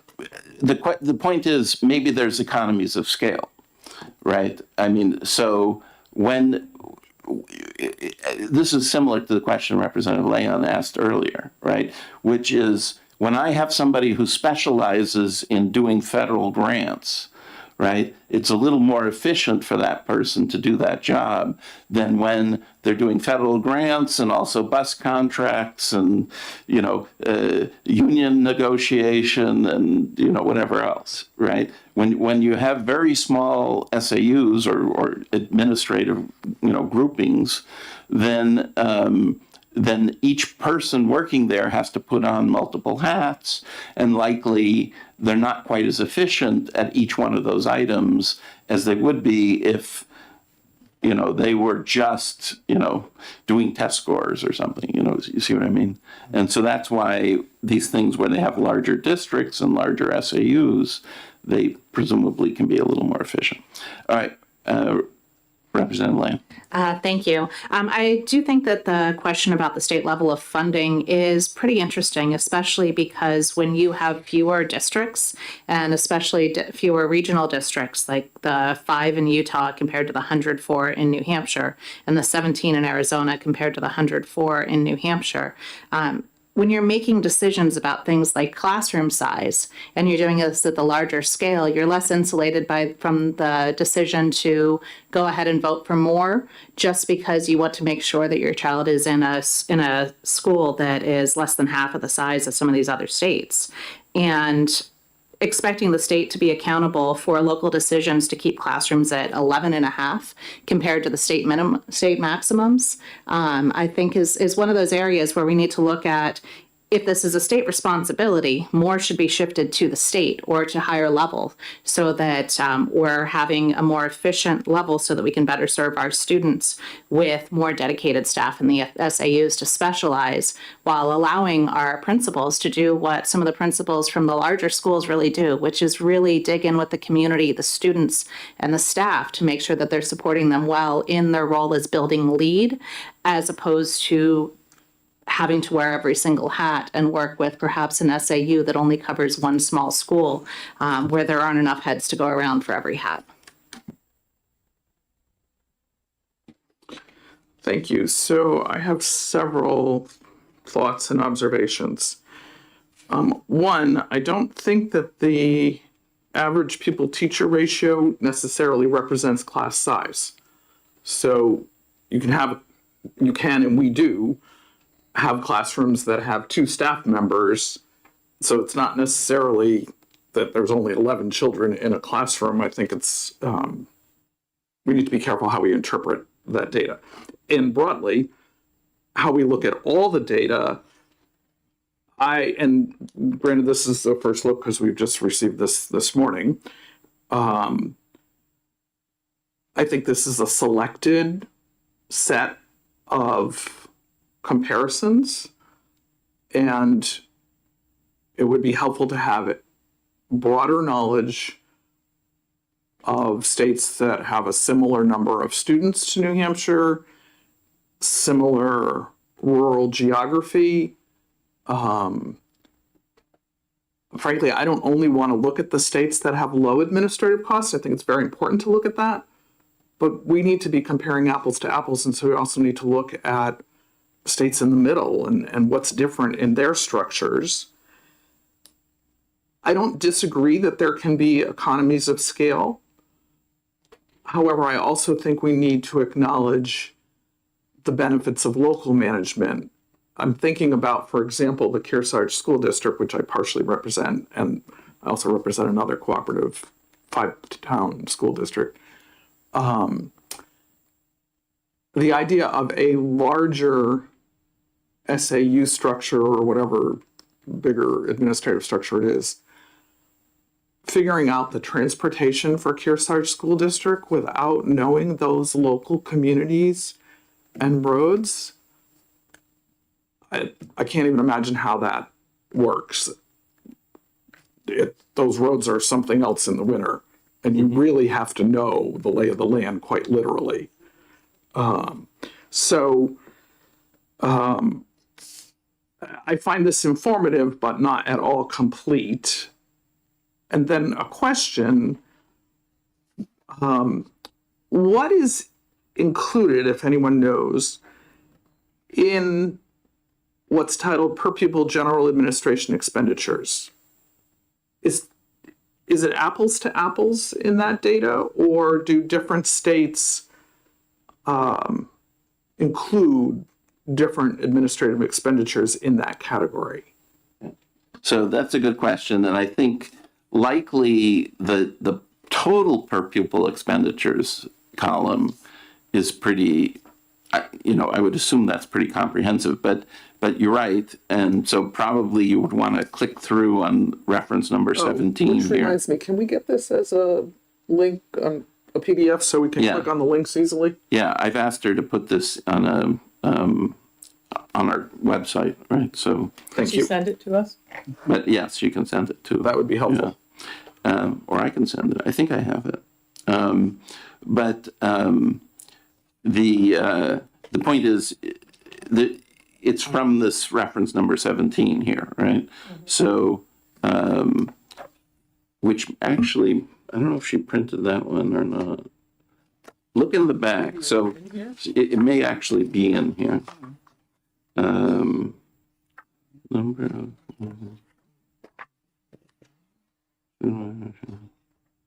Is that table 4? Table 4, yeah. So it's B, attachment B in this.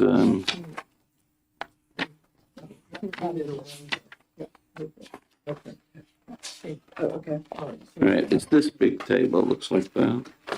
Okay. So student membership. So it's from the National Center for Education Statistics. And you can see all the other states here, in fact.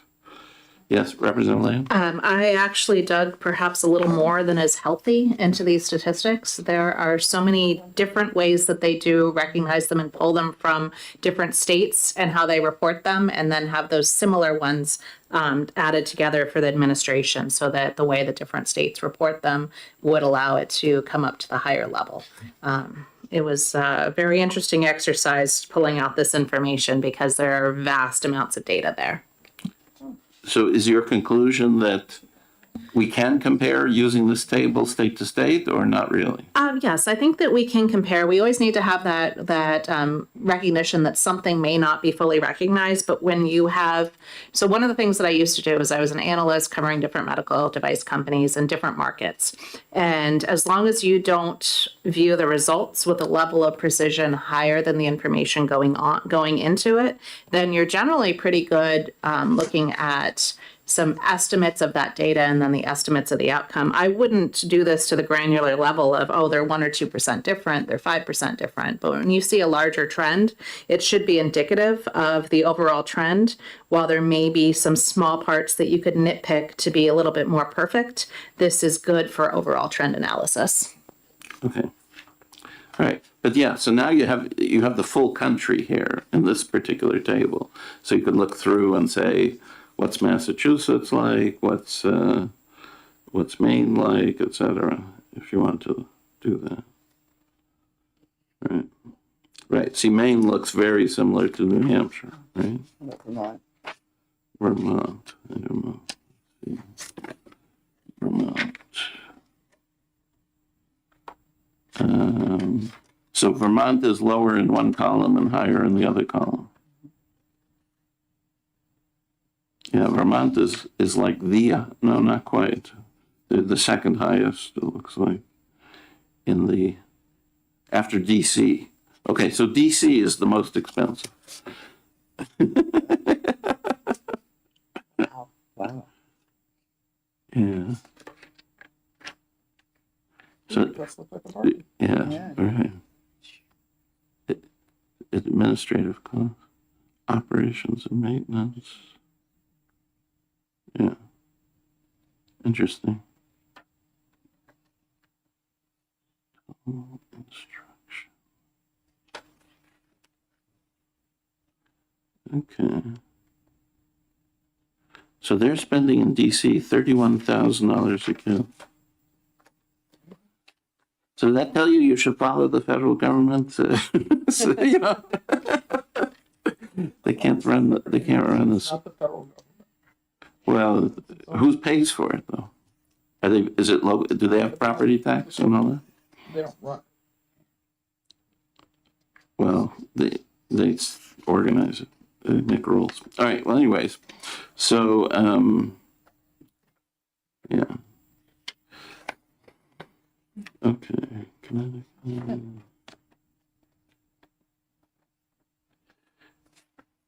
Yes, okay, Representative Lamb. And then if you look at attachment C, that gives the total agencies, regular school districts, the more supervisory ones, and the different levels in all of those states and territories as well. Oh, I see. So we can see California with their 2,100 total agencies only has 122 regional educational service agencies compared to New Hampshire with our 104.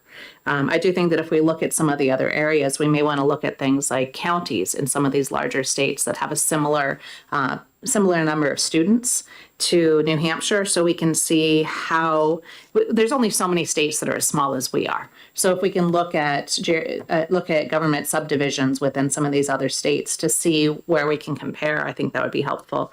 And I would also like to note that with things like transportation and contracts, if we were to do this at a higher level, there would be, especially in transportation, there'd be more economies of scale, because when you're able to serve a larger area, both we can, there's a lot of efficiencies to be found there. You could have a full-time attorney doing contracts instead of hiring somebody part-time, that kind of stuff. And I have to say that I'm very impressed by the 1-hour bus rides that we heard about today, because there's many students in my district that would love to only be on the bus for an hour.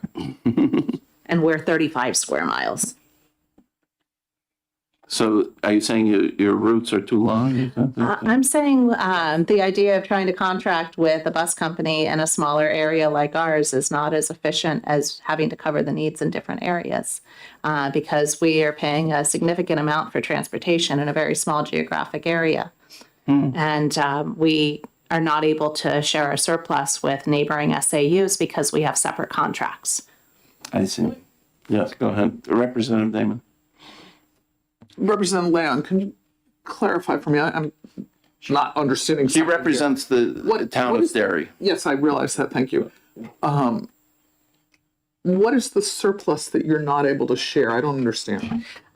What I'm talking about is you need to make sure that you have the additional equipment, the additional number of drivers, that you don't have the same pool of people to be able to call in and call out. I recognize in some areas when you're covering 420 square miles, it's a lot different than just calling to an adjacent area to call in an additional bus driver when somebody calls out. Trying to get into our district negotiations with transportation has been challenging. But we have many students that spend over an hour on the bus within such a small area. So I guess I was more saying that they're doing a great job up there getting students home within an hour. I appreciate the explanation. I don't think transportation is easy anywhere. No, it's not easy anywhere. You do represent two cooperative districts where you're able to spread those resources over more of a geography. So because you have this, you need to have a certain number of bus drivers to hit each of those routes. So you're not dealing with one of the small single district, single school SAUs either. So just to be clear, I also have the small single district SAUs. I have 5 SAUs in my rep district. They're lucky to have somebody on the committees you're on then. Thank you. Yeah, I mean, I would tend to guess a bus company, if we coordinated from school district to school district in the sense that maybe one school district, they all start at 7:30 and the neighboring one, they start at 8:30 or something like that, right? They could have the same buses that do the routes in the one place, and then the next hour they do the routes in the other place, right? And I assume that kind of thing goes on. I mean, I don't know for sure. To some level, and I guess part of my problem too is that now we've split to elementary schools, then 5, 6, then a 7, 8, and then high school. So that complexity just increased.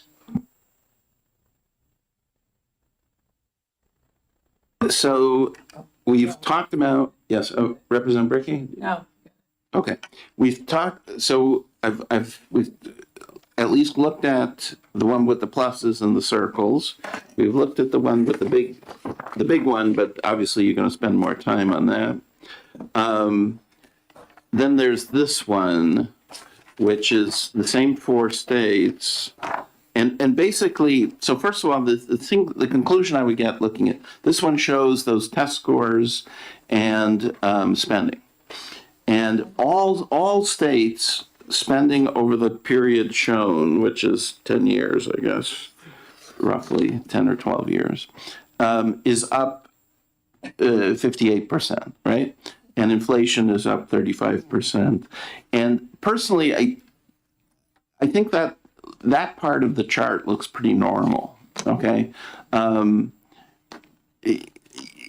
So inflation, when you look at a chart like this, inflation includes the costs of everything, right?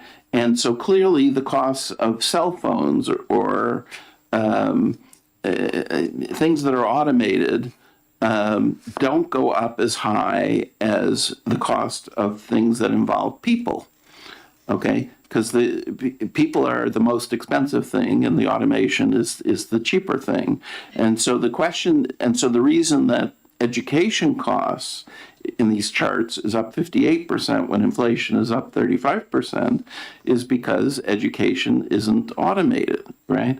And so, and it's the same everywhere, right? That's the point of this. All 4 states, it's the same, and it's what I would expect, right? I mean, I would expect it to be like that as far as the spending goes. The test score stuff, you know, is, I guess I question, you said that 10 points is significant, but it's 10 out of 280, right? So is it really that significant? Is that not a 3% change? You know, I'm worried that you're reading a little too much into what is sort of a random number, if you see what I mean. You know, I mean, What is a random number? Which well, I'm just saying so when you look at the things with, let's go back to the one with the pluses and the circles, right? So each one is very similar to national average, and for a while one may go a little higher and then it comes back down and that sort of thing. And I guess my question is, with this particular test, I mean, is it really a significant difference that you know you're 5 points ahead and or 5 points behind on an average that's 250 points, right? I mean, if I was thinking of like SAT scores, right, that can be up to 800, well, there is a significant difference between 800 and 500 or something like that. But is there a real difference between, 500 and 515? Not really, right? And so that's my question. I don't know. Dan. Yes, Representative Ricky. Thank you. So then maybe we don't, if NAEP is random, and we were told today it is, and you just said it's a random number, maybe we need to look at something different, like SAT scores that are not random. Or SATs. Or our state scores, or I'm assuming that all states do states testing, so because they have to, it's federally mandated. So maybe we need to look at state scores instead of NAEP. I don't know, but maybe this is not the best statistic to use. Right, or the point, I guess my point is more like what's going on with tests. There haven't been much change from year to year or from place to place in educational outcomes, right? I mean, and whatever change there's been, has been very minor. So I guess if we take all four of these right here, if we look at the I guess analysis up in the upper left-hand corner of each one of them, it looks like the same thing. So their spending's gone up and their test scores have declined. So so then I guess that it's saying that we're in the same boat as everybody. Right. Except spending's gone up, test scores have gone down. right. But my point is, could we be spending the 13,000 that Florida spends instead of the 22,000 that we spend and still have the same results? Do you see what I mean? It's I think we need to, as Representative Damon said, I think we need to look at states that are closer to us. We also, I'm assuming that we are going to, we already asked for the data on states that have already consolidated and what has happened in those states. And we could certainly look at test scores in those states too. And maybe that would help. yeah. Or states that have consolidated and then gone back to not consolidating. Okay. So Representative Land. Thank you. I think the biggest part here is that every single one of these states isn't even at proficient. So we can argue on those details within there, but no one of these states on here is at proficient. And New Hampshire does perform better than many other states. But I would like to see something that's a less random sample. I would actually prefer to see us evaluate educational outcomes with the PISA so that we could look at ourselves, because now we have a global economy and we should be evaluating our students on the same levels that they're evaluated throughout the developed world. And I know that that's a bit outside of the scope, but if we're going to be looking at numbers and data, I think that we should aim for the best numbers and data we have. So what about, I'm wondering whether there is data on SAT scores, because to me, at least my experience when I went to college is that there were wide variances from student to student in that category. And I don't know if they're a state level. So first of all, there's the question of how many students even take the test, right? And how many students go on to college versus not. That would be one measure, I guess. And then what scores do they get on those tests would be another. And how are those changing over time? I don't know.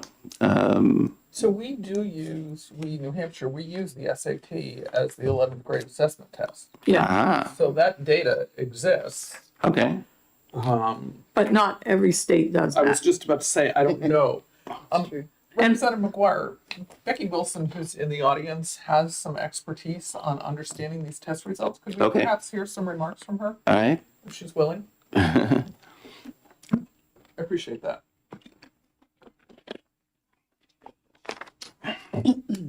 So let me, why don't I give you what I'm looking at here? These are all NAEP scores.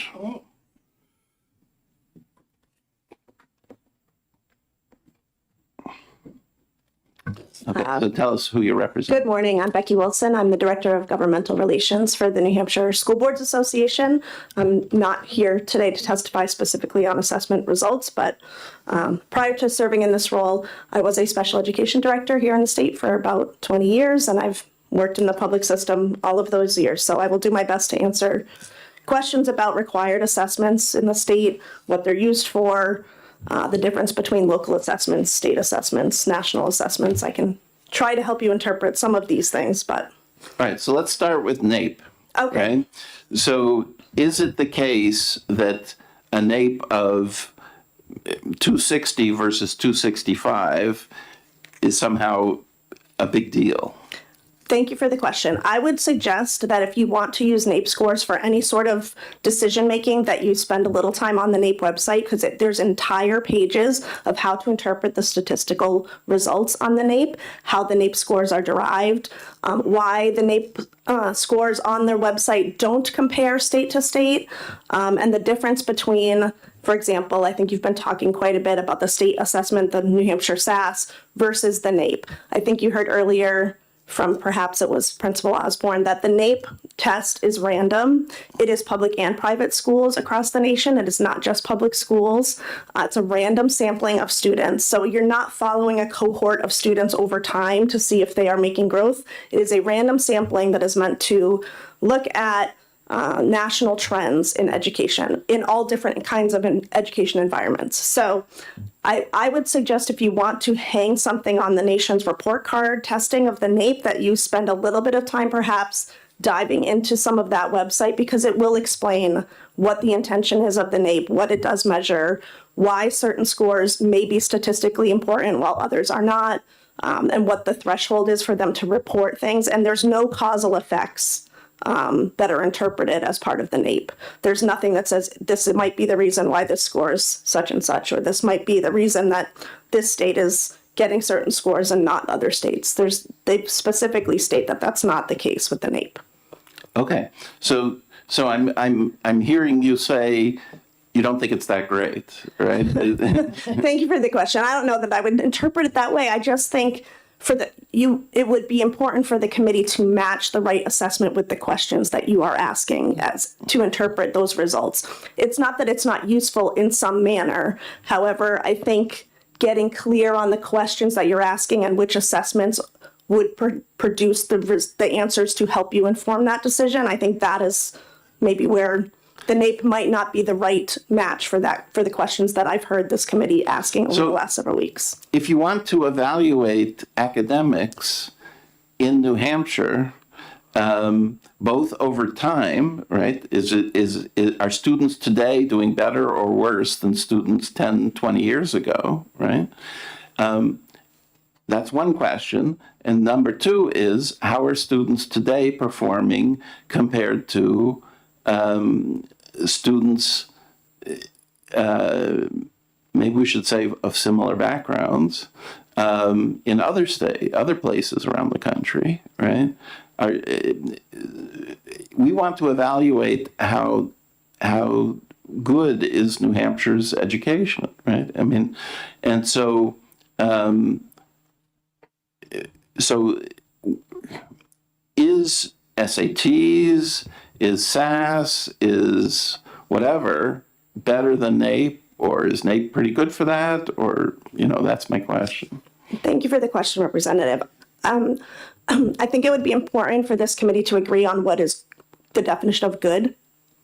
Is New Hampshire education good? Are we doing a good job? I think it would be, before you decide how you're assessing that, it would be important for people to be able to agree on what good means. I think it means different things for different people and for different communities personally across the state. If you're looking for longitudinal data, the New Hampshire state assessment follows the primarily same cohort of children from grades 3 all the way through grades 11. They track the same cohort of students. You can do that by district, you can do that statewide.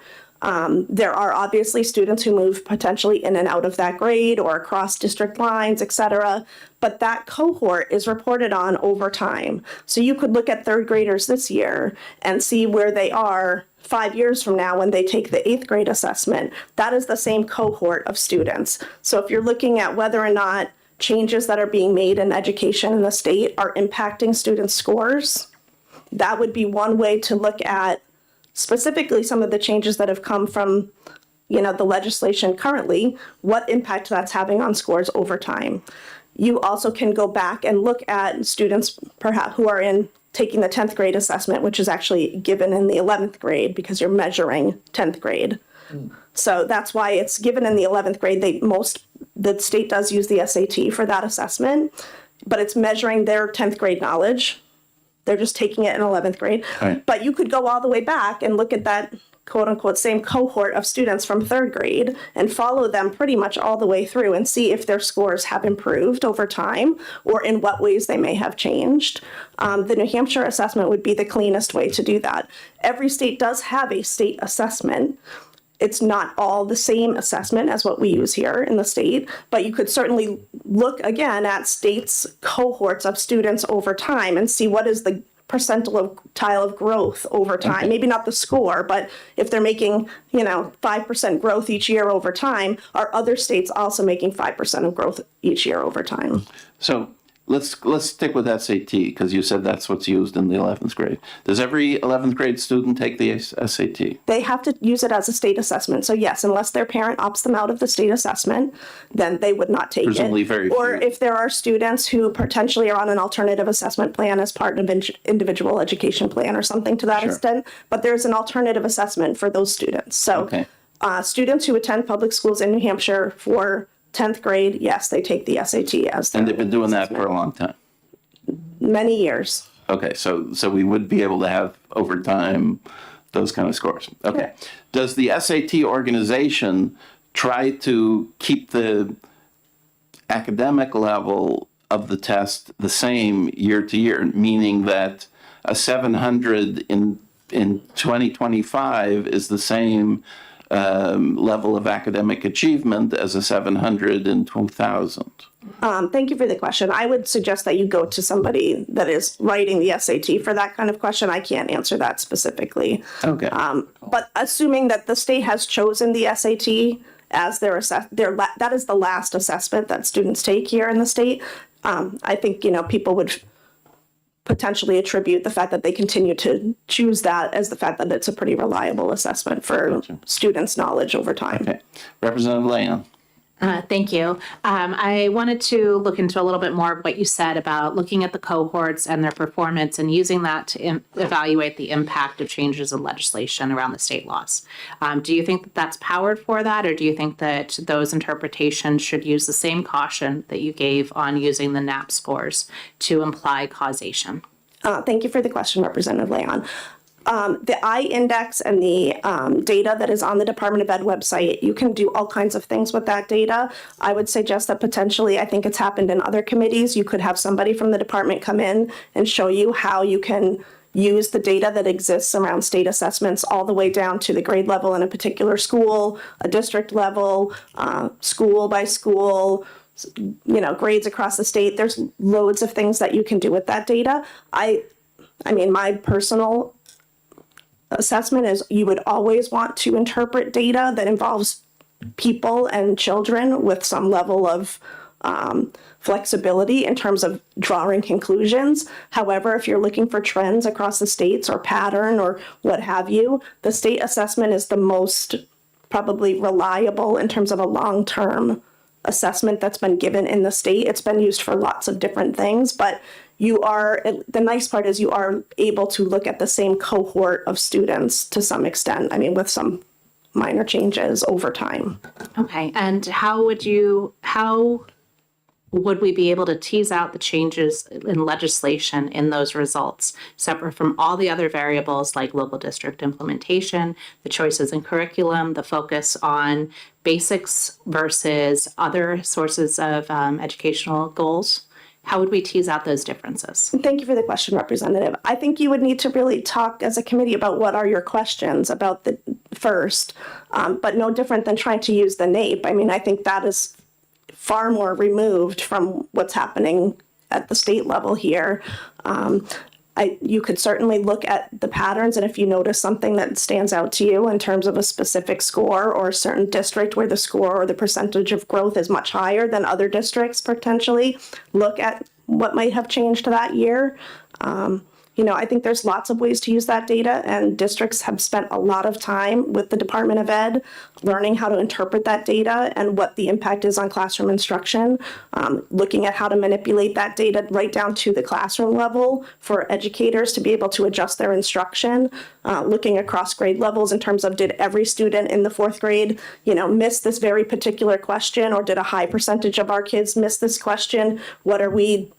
How are we teaching this concept? Is there a way that we need to change that? I mean, classroom teachers spend an exorbitant amount of time trying to interpret this data. They also do local assessments. A lot of places are using, the NEWA or the DIBELS or some other assessments that classroom teachers are spending a lot of time learning how to interpret data to drive their instructional decision making. So I think you could certainly get some educators here that could talk to you about how they use the data and how it's been impacted. I'm just going to ask one last question. With what you said, it implied to me that you think that the declining test scores are in whole or in part the result of changes in state legislation.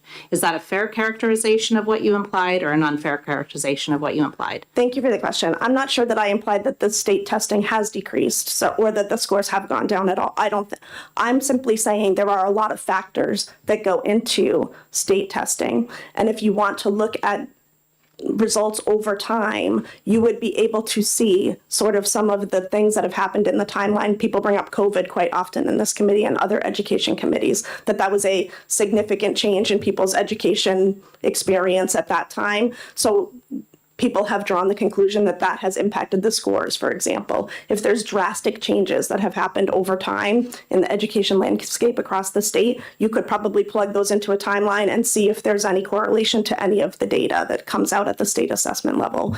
But I think if you're looking for data that people are using at the district level to talk about choices for curriculum, to talk about instructional strategies, your state assessment is what people are using in the field to make some of those decisions, because that is, in my experience, the most reliable formalized data in that particular way. There's loads of individual kid data and classroom data that teachers are using all the time to make decisions. But if you're looking for statewide, every state has a state assessment. Thank you. You're welcome. Representative Brickey, did you have something? I thought I saw your hand. No? Okay. All right. Thank you very much. Thank you. Okay. Yeah, I'll take that back. All right. So I think we've exhausted our stamina for today. So we are meeting again, I think it's a week from Thursday, am I right? 15th. Wednesday. A week from Wednesday, okay. And, okay, good. And then I believe we will have some of those school board members here at that time. We may also think about what would you like to do in this area, right? I mean, what changes would you like the proposal that Mr. Power had, for example, or something else? what would you like to put in a report, I guess, is it's time to start thinking about those kind of things. So, and we can do that each sort of separately and then bring it together at next time's meeting. Okay? All right? And we're supposed to be getting a lot of things by email, lots of presentations. Right. I'll get you certainly everything we have on paper today, we can get you by email. But I like this idea of delving slightly more into the SAT score. So I will see if I can get both national, state, and local information that way. Yes. Could we have a person from the Department of Ed come to next week's meeting to help us with understanding those scores? Okay. You mean SAS or? Both the SAT and the SAS. Okay. I think it's probably Nate Green, Yeah. Okay. right? All right. I'll ask. Yeah. I think that would be helpful. It doesn't have to be Okay. long, but they can just target. Okay. To us. Okay. All right. Nate Green. Pardon? Right, exactly. Okay. All right. We're adjourned.